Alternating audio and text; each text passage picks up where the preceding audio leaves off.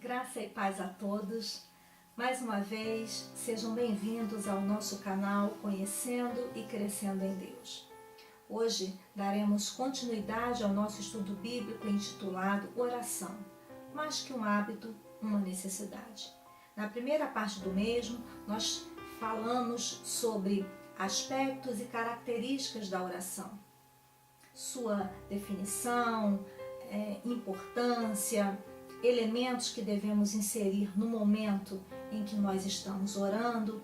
E hoje nós estudaremos sobre o que Jesus falou a respeito desse tema tão importante. E daremos ou faremos uma abordagem sobre a oração feita por Jesus no Getsemane. E eu gostaria de ler um texto do Evangelho de Mateus, capítulo 6, versículos 5, 6 e 7. Quando Jesus ele dá continuidade ao Sermão do Monte, ele fala sobre esmola, jejum e oração. E a respeito desse último tema, ele fala o seguinte: como se deve orar é o título. Versículo 5. E quando orardes, não sereis como os hipócritas, porque gostam de orar em pé nas sinagogas e nos cantos das praças, para serem vistos dos homens. Em verdade vos digo que eles já receberam a recompensa. Tu, porém, quando orares, entra no teu quarto e, fechada a porta, orarás a teu Pai que está em secreto. E teu Pai que vem em secreto te recompensará. E orando não useis de vãs repetições como os gentios, porque presumem que pelo seu muito falar serão ouvidos. Jesus nos dá 3 orientações a respeito da oração. O que nós não devemos fazer no momento em que nós estamos conversando com o Pai. E a primeira coisa que ele fala é que nós não devemos orar como os hipócritas. Ele está se referindo aos judeus religiosos que ficavam em pé em frente à sinagoga, que era ou que é a casa de oração dos judeus, ou então eles ficavam nas esquinas, nos cantos das praças, orando em voz alta para que as pessoas os ouvissem. Jesus não está condenando a prática da oração em público, mas Jesus está condenando a oração que é feita de forma pretensiosa. Aquela oração que tem a pretensão de chamar a atenção. Jesus está censurando a oração que é ostentativa, que era a oração feita por esses homens. Era a oração exibicionista, que era feita não para atrair a atenção de Deus, mas a atenção dos homens. E Jesus compara esses judeus religiosos aos hipócritas. Essa palavra hipócrita, ela se refere aos atores da época. Pessoas que apresentavam seus dramas, suas peças teatrais em praça pública. Esses atores, eles usavam uma máscara que possuía mecanismos para amplificar a voz, para tornar a voz dos atores mais ampla, mais intensa, mais audível a todas as pessoas que passassem pelo local onde eles estavam fazendo a sua apresentação. Aqueles atores, eles liam seus textos compostos por perguntas e respostas, eles encenavam, eles representavam, eles estavam por trás daquelas máscaras, escondendo as suas verdadeiras motivações como não faz de conta. E Jesus faz uma comparação da oração dos judeus religiosos com esses atores. Porque a oração, a característica da oração daqueles homens era de representação, de encenação, de fingimento, algo que não era verdadeiro, algo que não era autêntico, algo que não era verídico, porque não vinha do coração. E Jesus ele condena essa prática porque a nossa oração ela deve ser direcionada ao Pai. Ela jamais deve ser direcionada para chamar a atenção do homem. E quando os judeus religiosos, eles agiam dessa forma, Jesus disse que eles já haviam recebido a sua recompensa. A segunda orientação que Jesus nos dá nesse pequeno texto sobre a oração é que nós, quando formos orar, nós devemos entrar no nosso quarto, fechar a porta, orar em secreto, porque em secreto o Senhor nos ouve e nos dá a recompensa. O quarto simboliza um lugar de intimidade do casal. E nós, como noiva de Cristo, nós deveremos manter um relacionamento íntimo com o nosso Senhor, com o nosso noivo, com o próprio Jesus. Jesus não está dizendo que você deve orar necessariamente em um quarto, mas em um lugar onde você fique a sós com Deus, que pode ser um espaço dentro da sua casa ou fora dele, mas um lugar onde nada nem ninguém possa atrapalhar a tua comunhão, o teu momento de se relacionar com o Pai, de falar com Ele, de ouvir a sua voz. E é nesse texto, nesse ambiente que Jesus, ele se agrada das nossas orações. Que nós devemos priorizar, valorizar esse momento em que nós estamos sozinhos com Deus. É um momento que nós vamos dialogar com Ele, que nós vamos abrir o nosso coração, que nós vamos receber as suas orientações, que nós vamos colocar em prática todos os elementos que nós já abordamos no vídeo anterior. A terceira orientação que Jesus nos dá é que quando nós estivermos orando, nós não devemos usar de vãs repetições como os gentios. Quem eram os gentios? Os gentios eram pessoas que não faziam parte do povo judeu. Eram homens, eram mulheres que não faziam parte do povo de Israel, aquele que não era israelita. Então, Jesus ele faz uma colocação extremamente importante. Jesus não está dizendo que no momento que você está orando, você não possa repetir os seus pedidos. Jesus está dizendo para que você, durante a oração, não use do muito falar para ser ouvido por Deus. Que você não use palavras vazias, palavras inúteis, que são as palavras vãs. Que você não use preces decoradas, que você não use frases poéticas, palavras difíceis. Não, que você deixe a linguagem do coração falar. É isso que agrada o nosso Pai. Isso é orar, isso é dialogar, isso é conversar com Deus. Então a lição que fica para nós nesses 3 versículos é que nós não devemos orar como os judeus religiosos, de forma hipócrita, falsa, e nem como os gentios, falando muito, com preces longas e decoradas. Jesus era um homem que tinha uma vida exemplar de oração. Jesus orou em vários momentos da sua vida. Quando nós lemos o Evangelho, nós vemos que há vários textos que descrevem o momento que Jesus ele ora. Por exemplo, Jesus orou no momento que ele estava sendo batizado nas águas. Lucas capítulo 3, versículo 21 nos fala isso. Antes de escolher os 12 discípulos, Jesus passou uma noite inteira orando ao Pai. Lucas capítulo 6, do 12 ao 16, descreve esse momento. Jesus também orou pela necessidade do próximo. A história de Lázaro, por exemplo. João capítulo 11, versículos 41 e 42. Quando a fama de Jesus se espalhou pelas cidades, as pessoas ou a multidão o seguia para ouvirem os seus ensinamentos e serem curados das suas enfermidades. E a Bíblia nos fala, em Lucas capítulo 5, versículos 15 e 16, que Jesus sempre ia ao deserto para orar. Era um modo de Jesus ficar sozinho, de não ter ninguém por perto, de ficar à vontade para conversar com o Todo-Poderoso. Jesus era 100% Deus e 100% homem. E a prática de oração de Jesus era um exemplo de que nós, seus servos, devemos orar continuamente, sempre em secreto. E eu gostaria de falar sobre a oração que Jesus fez no Getsemane.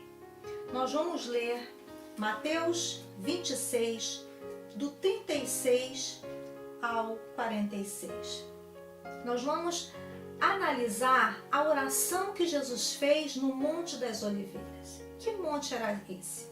Era um monte que ficava a leste de Jerusalém, do outro lado do ribeiro de Cedron, e nas suas encostas ficavam 3 lugares: Betfagé, Betânia e Getsemane. O Getsemane era um lugar no Monte das Oliveiras que era um jardim, um lugar onde Jesus costumava orar. O Novo Testamento, ele descreve vários momentos em que Jesus esteve naquele local para fazer a sua oração.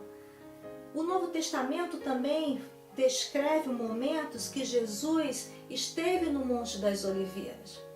Aquele lugar foi cenário de momentos importantes na vida de Jesus, como por exemplo, em Betfagé, Jesus ele deu início à sua entrada triunfal em Jerusalém. Lucas, capítulo 19, dos versos 37 e 41, vai relatar esse momento. Foi no Monte das Oliveiras que Jesus, ao descer daquele lugar, ele avistou a cidade de Jerusalém e chorou por ela. Lucas, capítulo 19, do versículo 37 ao 41. Foi no Monte das Oliveiras que Jesus ele fez o seu sermão escatológico. Ele falou sobre o princípio das dores, da grande tribulação, da vinda do Filho do Homem. Marcos 13 vai descrever esse sermão. E após a última ceia de Jesus com os seus discípulos, ele vai para esse mesmo lugar para orar. Mas a oração de Jesus naquele lugar, nesse momento, é uma oração diferenciada das demais. Porque Jesus vai até aquele local acompanhado dos seus discípulos para um propósito, para ele orar por si mesmo. E nós vamos ler versículo por versículo desse texto do Evangelho de Mateus, capítulo 36 ao 46. E diz assim, o título é Jesus no Getsemane. Em seguida, foi Jesus com eles a um lugar chamado Getsemane e disse aos seus discípulos, assentai-vos aqui enquanto eu vou ali orar. 37. E levando consigo a Pedro e aos 2 filhos de Zebedeu, começou a entristecer-se e a angustiar-se. Jesus vai até aquele local, leva os seus discípulos, pede que eles se assentem ali em algum lugar daquele monte, e no versículo 37 ele vai um pouco mais adiante, levando consigo 3 dos seus discípulos, Pedro, Tiago e João. E no versículo 37, ele já começa a descrever o momento que Jesus começa a sentir a sua tristeza. Ele se entristece, ele começa a se angustiar. O texto mostra que o abalo do emocional de Jesus, porque ele sabia que aquele lugar, aquela noite, seria o início do que havia sido profetizado há muito tempo atrás. Jesus iria ser traído, preso, julgado, iria ser condenado, iria ser crucificado, ele iria salvar a humanidade. E para enfrentar tudo isso, Jesus precisava orar. E como ele era 100% homem, ele não estava isento de saber que enfrentaria tudo isso sem sentir alguma coisa. E no momento que ele estava ali, junto com aqueles 3 discípulos, ele sentia não alegria, mas ele sentia angústia e tristeza. E ele diz assim no versículo 38, para Pedro, Tiago e João. Então lhes disse, a minha alma está profundamente triste até a morte. Ficai aqui e vigiai comigo. Nós vemos a dimensão da tristeza de Jesus. Era uma tristeza profunda, era uma tristeza intensa. E ele a mede como até a morte. A minha alma está profundamente triste até a morte. Então ele pede a esses 3 homens que fiquem ali e vigiem com ele. Ou seja, que aqueles homens estivessem atentos, que aqueles homens estivessem alerta, que não se distraíssem com nada, mas que o ajudassem na vigilância. Já Jesus sabia o que estava por vir. E o versículo 38, ou melhor, 39, nos diz assim, adiantando-se um pouco, prostrou-se sobre o seu rosto, orando e dizendo, meu Pai, se possível, passe de mim este cálice. Todavia, não seja como eu quero, e sim como tu queres. Eu gosto muito dos evangelhos. E o livro de Lucas, o Evangelho de Lucas, ele nos dá alguns detalhes que não estão contidos aqui no Evangelho de Mateus. Jesus está acompanhado de 3 dos seus discípulos e ele se distancia, diz o Evangelho de Lucas, 1 tiro de pedra desses 3 homens, ou seja, 20 a 30 metros, para que ele possa orar. Apesar de Jesus querer que os discípulos o ajudassem na vigilância, ele queria estar sozinho com o Pai. Então ele se prostra numa posição de reverência, naquele momento, ele se prostra sobre o seu rosto e ele faz um pedido por si mesmo.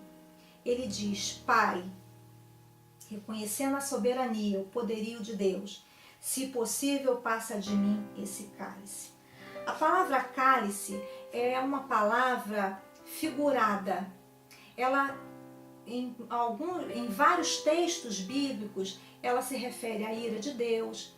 Ela também pode se referir à ideia da bênção e da salvação.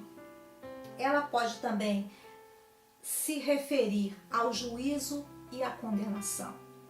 O que Jesus estava pedindo a Deus era que, se fosse possível, que ele não precisasse passar por todo aquele sofrimento. Jesus iria levar sobre si todas as nossas dores, todas as nossas enfermidades, todos os nossos pecados, para nos livrar da condenação. E isso não seria fácil. E tudo isso nós podemos chamar de cálice. A ira de Deus, o juízo de Deus viria sobre Jesus. Jesus iria pagar um preço alto demais para salvar todos nós, para salvar o pecador da condenação eterna. Mas ele entende que se fosse da vontade de Deus, que assim que aquele cálice fosse, que ele não precisasse tomar aquele cálice. Jesus faz uma negação total de si mesmo. E ele aplica nesse versículo o elemento 9 que nós aprendemos no estudo do vídeo anterior, que é aceitar a vontade de Deus. Tudo que Jesus iria vivenciar, mesmo sabendo que era para a salvação de todos os homens, era ruim. Era algo que, como homem, ele não queria passar, mas ele ora a Deus e ele sabe que o Senhor poderia, de alguma forma, não sei qual, mudar aquela situação. Poderia salvar a humanidade de outra forma. Mas ele diz no final, que não seja como eu quero, e sim como tu queres. Ou seja, que a vontade do Senhor é que prevalecesse, que a vontade de Deus é que fosse feita e não a dele. Jesus ora por si mesmo, utilizando o elemento também que nós estudamos no vídeo anterior, na primeira parte desse estudo, que é a petição pessoal. Depois de ter orado por tantas pessoas, ele agora ora porque ele precisava falar com o Pai, dialogar com o Pai para enfrentar aquele momento tão árduo, tão difícil. E o versículo de número 39, após o versículo 39, o 40, melhor dizendo, diz assim: e voltando para os discípulos, achou-os dormindo, e disse a Pedro: então, nenhuma hora pudestes vós vigiar comigo? 41. Vigiai e orai, para que não entreis em tentação. O espírito, na verdade, está pronto, mas a carne é fraca. No momento que Jesus está orando por si mesmo, ele acredita que os discípulos estão vigiando, mas quando ele vai ao encontro dos mesmos, os encontra dormindo. E Jesus pergunta a eles: mas vocês não podem vigiar nem uma hora comigo? E Jesus diz: vigiai e orai. Ele vincula a vigilância à oração. Era necessário que aqueles homens vigiassem, mas também orassem a Deus. E por que Jesus estava falando aquilo para Pedro, Tiago e João? Porque aqueles homens, em outros textos, eles tinham comportamentos temperamentais. Eram homens que, apesar de andarem com Jesus, de terem visto muitos milagres, eles tinham um temperamento, um comportamento instável, intolerante, agressivo. E não era à toa que Tiago e João eram conhecidos como filhos do trovão. Então a necessidade da vigilância e da oração era que, diante de tudo que Jesus iria passar, uma perseguição sobre todos aqueles que o seguiam, sobre os discípulos, seria tão grande que eles precisavam estar preparados para que não abandonassem a Deus. Quando Jesus fala, vigiai e orai, ele dá uma explicação para isso. Para que não entreis em tentação. Pedro, João e Tiago precisavam orar, estar atentos, para que eles não fossem motivados, para que eles não fossem tentados a abandonarem a fé, os ensinamentos de Cristo, mediante a perseguição que estava por vir. E ele diz: o espírito, na verdade, está pronto. O espírito se refere à faculdade mental do ser humano. A expressão está pronto, ela vem do grego. Prótomos significa disposto, inclinado, preparado. O que Jesus estava dizendo: olha, vocês precisam vigiar e orar, porque a faculdade mental de vocês está preparada. Aqueles homens estavam dispostos a seguir Jesus, a seguirem Jesus. Mas Jesus, ele faz uma colocação muito importante. Apesar do espírito estar pronto, ele diz: mas a carne é fraca. E a carne se refere às tendências, os desejos naturais, a natureza inferior do homem, a probabilidade do pecado, da queda, diante da nossa fragilidade. Então Jesus estava naquela hora se preocupando em como aqueles homens agiriam após tudo que estava para acontecer. Mesmo Jesus, já tendo orientado os seus discípulos que o seu momento estava próximo, ou seja, que ele deveria morrer para nos salvar, acredito eu, através do texto, que o fato deles estarem dormindo era um sinal de que eles não entendiam, na sua complexidade, o que era aquele momento. O momento que precedia o início do sacrifício de Jesus para nos dar a vida eterna. E isso é muito interessante. E o versículo 42 diz assim: tornando a retirar-se, orou de novo dizendo: Meu Pai, se não é possível passar de mim este cálice sem que eu o beba, faça-se a tua vontade. Depois de fazer uma advertência aos discípulos, Jesus vai orar novamente e faz o mesmo pedido. Ele não está usando de vã repetição, mas ele está mais uma vez ali, falando com Deus a respeito do que ele iria enfrentar. E ele já vê a possibilidade de ter que beber aquele cálice. E ele diz: se não é possível passar de mim esse cálice sem que o beba, faça-se a tua vontade. Jesus se entrega, se rende à vontade do Pai, mesmo sabendo que o que estava por vir o faria sofrer. Ele já estava sentindo um sofrimento emocional, depois sofreria o sofrimento físico. Ele teria que morrer por todo aquele que era pecador, por pessoas até que ele nem conhecia, mas era necessário que ele desse a sua vida em favor de mim e em favor de você. E no versículo de número 42, no momento em que ele está orando,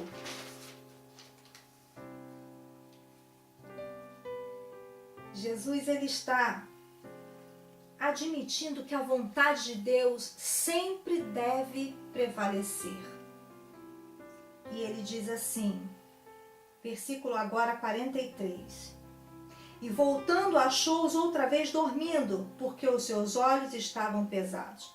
Aqueles discípulos dormiam, não estavam vigiando conforme a orientação de Jesus, porque eles estavam com muito sono. Não tinham noção do que estava para acontecer. E permaneciam dormindo. E Lucas, capítulo 22, no versículo 43, vai nos dizer que no momento que Jesus está orando pela segunda vez, um anjo lhe aparece para lhe confortar. É um momento em que Deus responde à oração de Jesus, não passando dele aquele cálice, não o livrando do seu sofrimento, mas trazendo um refrigério, trazendo um alívio, trazendo um consolo, trazendo um conforto para aquele momento de grande agonia. E o versículo de número 44 diz: deixando-os novamente, ou seja, deixando os discípulos, foi orar pela terceira vez, repetindo as mesmas palavras. O versículo 44 do capítulo 22 de Lucas diz que quando Jesus vai orar, mais uma vez, ele ora intensamente, ou mais intensamente. E a sua agonia, a sua aflição era tão grande que ele começou a transpirar e o seu suor era como gotas de sangue. A Bíblia não fala que Jesus transpirou sangue, mas Jesus, ele orava como gotas de sangue caindo sobre a terra. Ou seja, Jesus, ele transpirava em profusão, em grande abundância, em grande quantidade, ao ponto do seu suor cair na terra. Essa comparação é feita como uma ferida aberta. Jesus transpirava ou suava como uma ferida aberta de onde se sai muito sangue. Jesus estava ali com a sua alma ferida, o seu sentimento extremamente abalado, em momento de aflição, sozinho, sem nem mesmo a vigilância e a oração dos seus discípulos, a quem ele tanto ensinou e orientou. Jesus estava sendo esmagado, prensado pela dor, pela agonia, pela aflição, porque ele sabia que sofreria muito por cada um de nós. E o versículo 45 diz: então voltou para os discípulos e lhes disse: ainda dormis e repousais? Eis que é chegada a hora, e o Filho do Homem está sendo entregue nas mãos de pecadores. Versículo 46. Levantai-vos, vamos, eis que o traidor se aproxima. Jesus, após orar 3 vezes, encontra os seus discípulos novamente dormindo e repousando. E naquela hora ele anuncia que era chegado o momento do Filho do Homem ser traído, de ser entregue na mão dos pecadores. Ali começava o processo mais difícil da vida de Jesus. A sua entrega, a sua vida dada por cada um de nós, para mudar a história da humanidade, para nos livrar da condenação do inferno. Foi um momento difícil, mas um momento que Jesus encarou com oração. Que nos momentos mais difíceis e árduos da nossa vida, é claro que nada que passemos aqui nessa terra vai ser comparado à aflição e ao sacrifício que Jesus teve na cruz do Calvário, ao sofrimento para que cada um de nós fôssemos salvos. Porém, nós também vivemos momentos de agonia, de tristeza, de aflição, onde somos esmagados pelos problemas, pelas tribulações. E diante dessas situações, nós devemos orar, falar com o Pai, para que Ele também envie um anjo, para que Ele também nos conforte, nos console, pois nós não estamos sozinhos. E eu quero concluir essa mensagem falando a respeito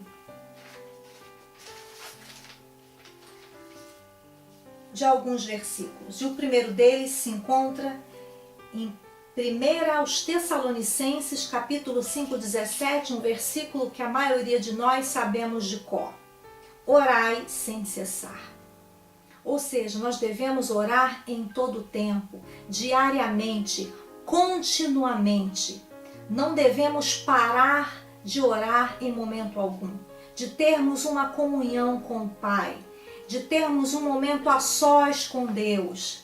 Assim como Jesus, que orou no Getsemane e em tantas outras ocasiões, nós devemos também manter a oração como uma prática incessante na nossa vida.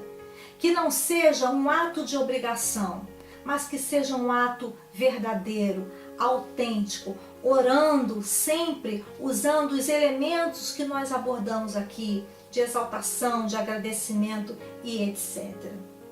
Segundo lugar, nós devemos perseverar na oração.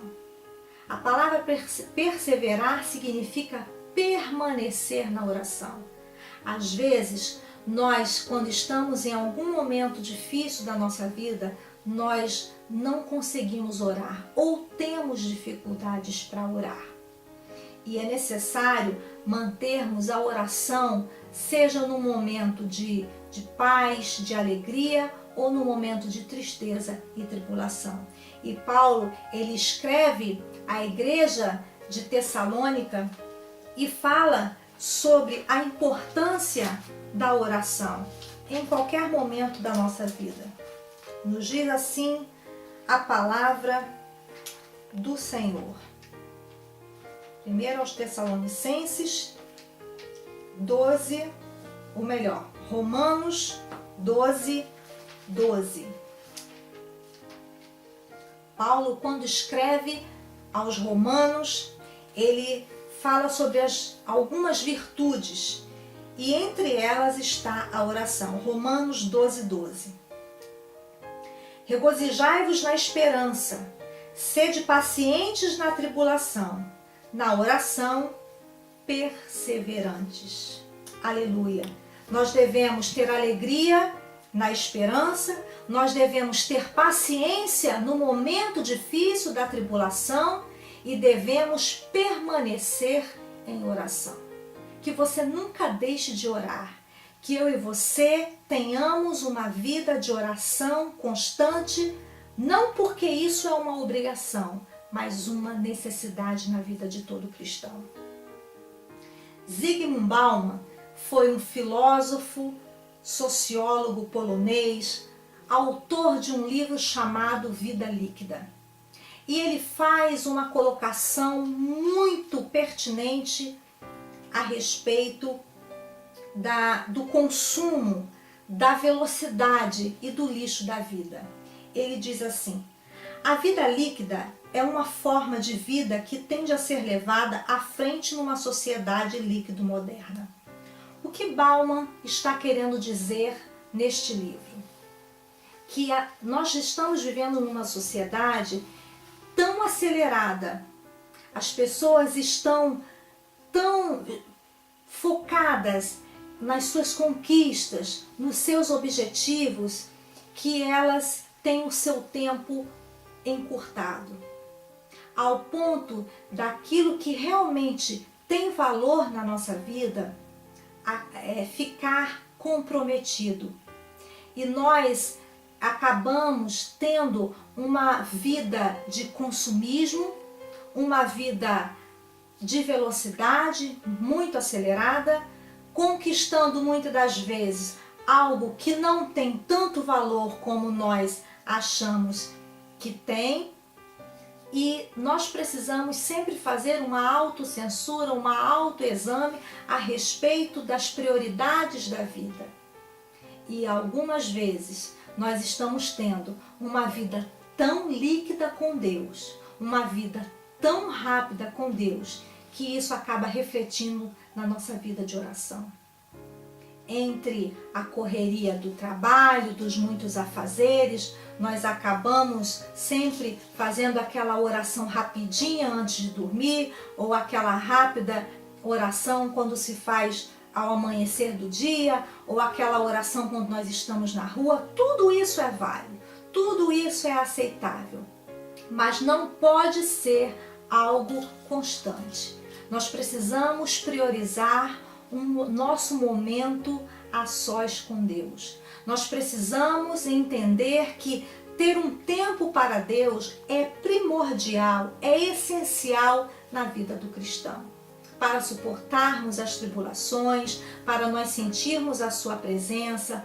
Quando nós temos uma oração ou uma vida líquida, muito acelerada, muito rápida com Deus, nós só falamos, e em algumas vezes, ou na maioria delas, ou por que não em todas elas, nós não conseguimos ouvir a sua voz, porque deixamos Deus falando sozinho. Não temos tempo para ouvir o que Deus quer.